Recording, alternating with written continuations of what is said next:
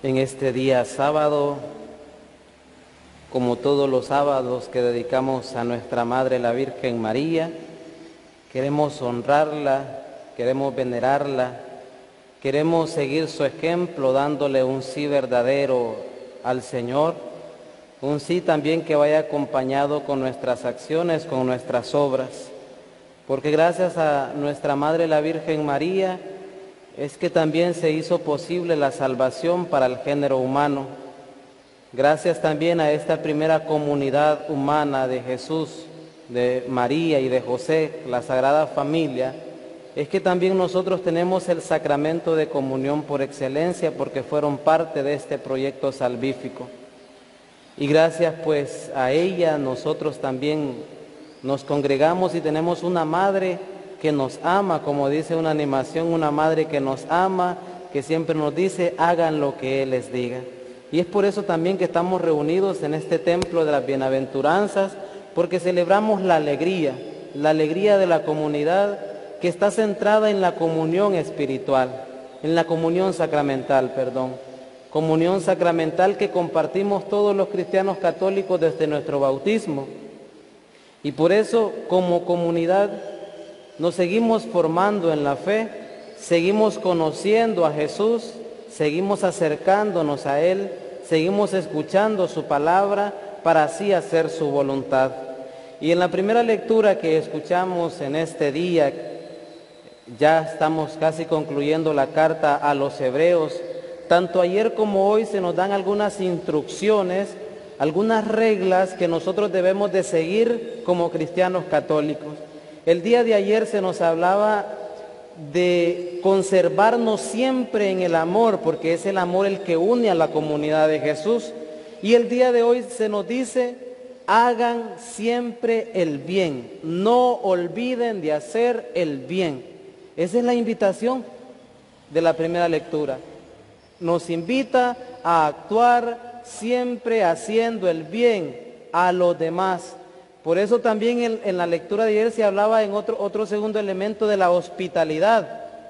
Y ya hoy nos habla del ayudarse mutuamente, lo que mantiene una comunidad ferviente, lo que mantiene a una comunidad animada es la ayuda mutua, es la hermandad entre las personas que conforman la comunidad. Y eso es lo que Jesús nos pide a cada uno de nosotros día a día, que vivamos en su comunidad unidos, porque la misma palabra comunión implica unidad, comunión entre personas, unidad entre personas. A ejemplo de la unidad trinitaria de Dios Padre, de Dios Hijo y Dios Espíritu Santo. Hoy la carta a los Hebreos nos ofrece una maravillosa conclusión, una exhortación para entender la vida cristiana como un sacrificio de alabanza. ¿Y cómo es ese sacrificio de alabanza? Practicar día a día la ayuda mutua, ser agradecidos con quienes nos animan en nuestra fe, con quienes nos ayudan a vivir en comunión y asimismo dejar que Dios actúe en nosotros, que nos trabaje, que nos moldee, que haga su voluntad en nuestras vidas, para que Jesús se quede interiormente en nuestro corazón. Es decir, la disposición en la comunidad es dejar que el Señor haga su voluntad, que actúe en nosotros, que trabaje interiormente en cada uno de nosotros, para que así nosotros en este camino de seguimiento al Señor podamos alcanzar la santidad que día a día buscamos. Recordando que también la santidad se alcanza teniendo como centro la Santa Eucaristía, que es sacramento de comunión, que es el sacramento de la comunidad por excelencia. Uno de los elementos esenciales dentro de la comunidad y que el mismo Jesús nos ha enseñado a nosotros es la obediencia. En la primera lectura que escuchamos, este término está bien enraizado. La obediencia a nuestros superiores es muy necesaria para que haya paz, para que haya comunión, porque tenemos que ver la obediencia a los superiores de la comunidad como la veía Jesús, que como Hijo de Dios supo obedecer. Debemos ofrecer continuamente el sacrificio de alabanza a Dios por medio de la oración, porque es donde tomamos fuerza para la convivencia fraterna y para la obediencia. Incluso Jesús en los momentos de dificultad, cuando se iba a donar por cada uno de nosotros, oró a Dios y le dijo: Padre, si quieres aparta de mí esta prueba, pero ante todo estaba la obediencia. Así como nosotros los sacerdotes debemos de ser obedientes siempre a nuestro obispo, porque es nuestro pastor, es nuestro guía, es el que nos acompaña en este camino de seguimiento al Señor. Y por eso miren qué importante. La primera lectura que hace bastante énfasis en la obediencia a nuestros superiores y en el caso de nosotros como iglesia, en la obediencia a la jerarquía de la iglesia, al Papa, a los obispos, sacerdotes, etcétera. Nosotros debemos de practicar siempre la obediencia porque ellos nos llevan y nos acercan a Jesús.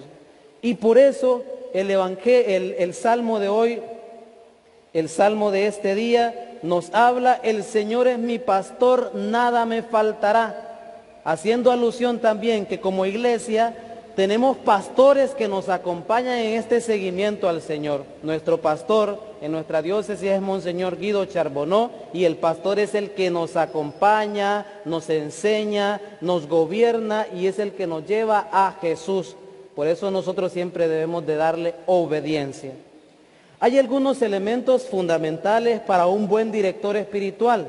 ¿Por qué digo un buen director espiritual? Porque un pastor es un acompañante espiritual que nos lleva y nos acerca a Jesús.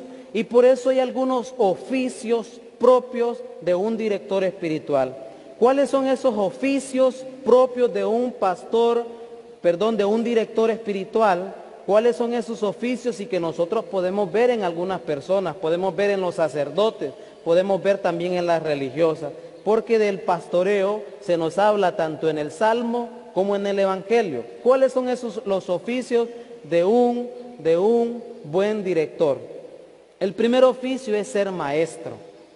El director es el que nos enseña los buenos caminos, es el que nos enseña a hacer el bien, es el que nos enseña a seguir las normas y las reglas correctas para ser una persona de bien dentro de la sociedad y sobre todo dentro de la iglesia. Jesús es el maestro por excelencia. Jesús es el maestro por excelencia, porque Él siempre con su palabra nos instruye a hacer el bien.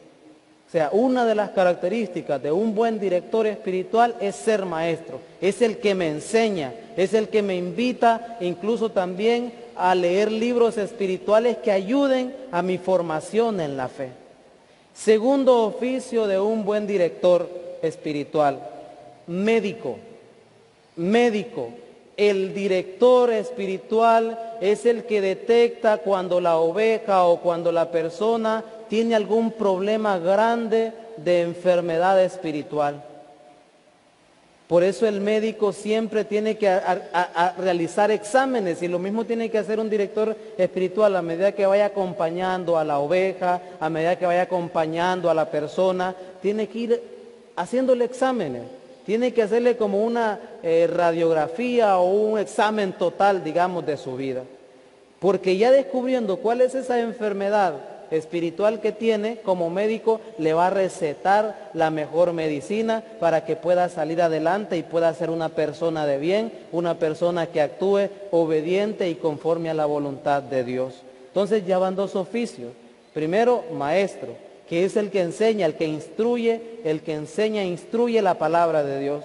El segundo oficio, ser médico, porque el médico es el que cura, el que sana toda clase de enfermedades y dolencias espirituales que tiene la persona en este tiempo.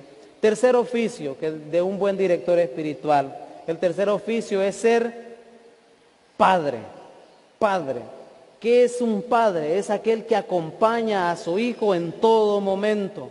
El buen director tiene que acompañar en todas las adversidades a su hijo, y sobre todo hay algo propio del padre: tener autoridad. La autoridad es propio de un padre, y la autoridad dentro de la Biblia es signo de amor, de guiar con amor, de acompañar con amor. Y eso es lo que hace un padre: acompañar a sus hijos con amor. Un buen padre con ese amor que le tiene a su hijo, siempre quiere el bien para su hijo. Y por eso le acompaña siempre para que sea buena persona. Cuarto oficio, ser amigo. Ser amigo. El buen director tiene que ser buen amigo. Por eso el Señor Jesús dice, ya no les llamo siervos, sino amigos. Ser amigos a ejemplo de Jesús. Ser cercano a la persona dentro de la comunidad. Acompañar en toda dificultad a la comunidad. Y estos 4 oficios los podemos resumir en uno solo, en ser pastores. Un buen pastor, ¿qué es? Un buen director espiritual. ¿Y qué es lo que ejerce un buen pastor? Ofrece, es maestro, es médico, es padre y es amigo.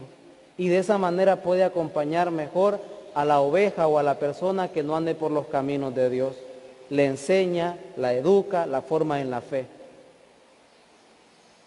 La sana en todo tipo de enfermedades espirituales o le ofrece remedios o medicinas para alcanzar una verdadera sanidad espiritual.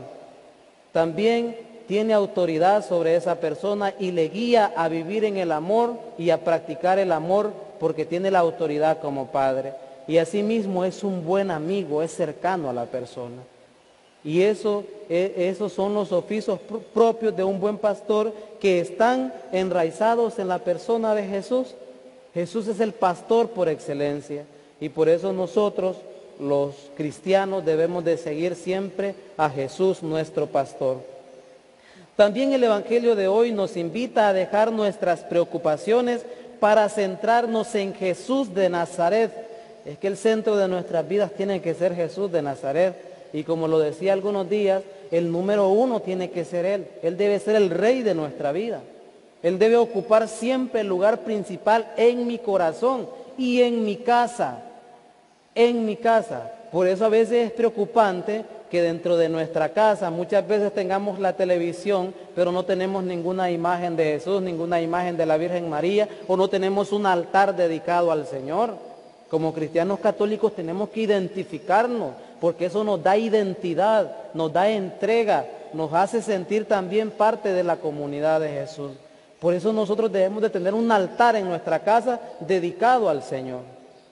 Con la Sagrada Escritura, con alguna imagen de Jesús, como lo mencioné, con una imagen de la Sagrada Familia, con una imagen del santo que usted tiene devoción hacia él, etc. Debemos de tener identidad. Por eso a mí me preocupa cuando a muchos católicos, yo llego a la casa de ellos y lo que encuentro es la televisión o lo que encuentro son otras cosas, pero menos algo que les identifique como cristianos.